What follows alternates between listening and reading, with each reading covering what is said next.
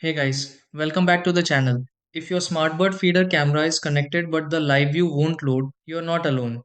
You may still receive motion alerts or the camera might appear online in the app, yet the screen stays black, keeps buffering, or displays a loading message.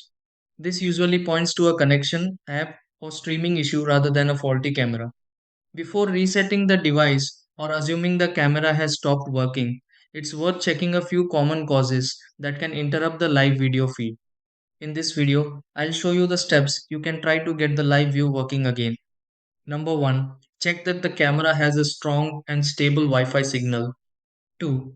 Close the app completely, then open the live view again. 3. Restart the camera and wait for it to reconnect. 4. Update the app and camera firmware if available. 5. Switch between Wi-Fi and mobile data to test the connection. 6. Reconnect the camera in the app if the live stream still won't load.